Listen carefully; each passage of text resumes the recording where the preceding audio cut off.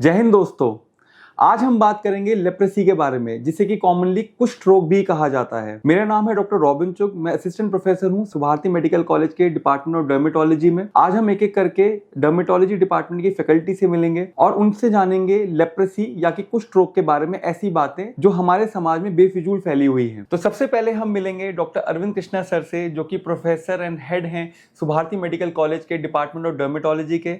Sir, सबसे पहले हमें पहले क्वेश्चन का या पहले मिथ का बस्टिंग करेंगे, जो कि है कि कुष्ठ रोग बहुत ही ज़्यादा तेजी से फैलने वाली बीमारी है, या फिर कुष्ठ रोग के जो मरीज हैं उनको हमें समाज से अलग करके रखना होता है। तो सर, इसके बारे में आप क्या कहना चाहेंगे? ये धारणा बिल्कुल गलत है कि कुष्ठ रोग बहुत ज़्यादा इन्फेक्शियस है।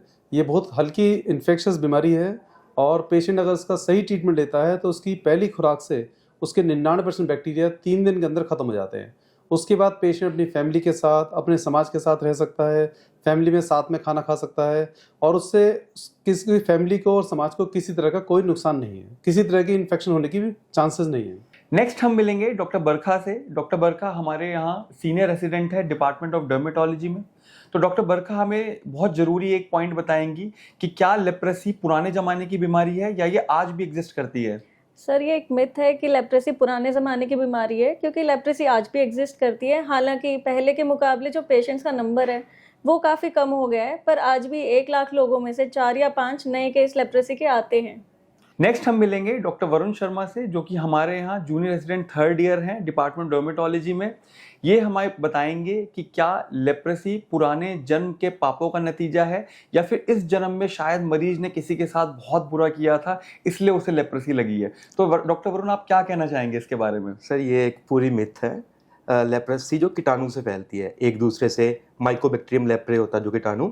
ये ना तो इस ज़माने के पाप, ना कोई पुराने दोष, इसको कोई नहीं फैला सकता, सिर्फ एक दूसरे से फैलती है। ये इन्फेक्शियस प्रोसेस है।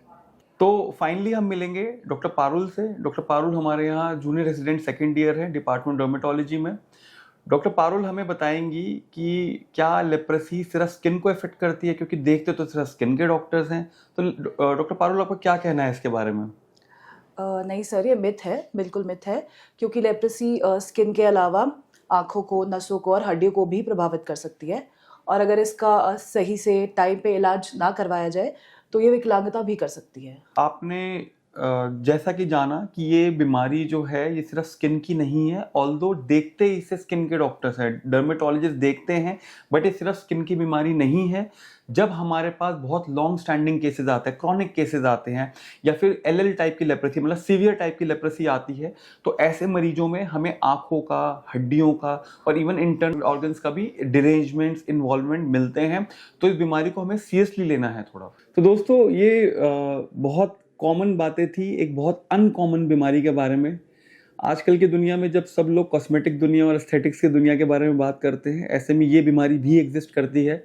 और इस बीमारी को जानना और इसके बारे में कुछ ज़रूरी बातें जो हमने अभी डिस्कस करी, उनको याद रखना बहुत ज़रूरी है, जिससे आप सोशली भी लोगों को हेल्प कर सके जो आपके साथ कहीं ना कहीं कोई कुष्ठ रोग से अफेक्टेड है। Thank you.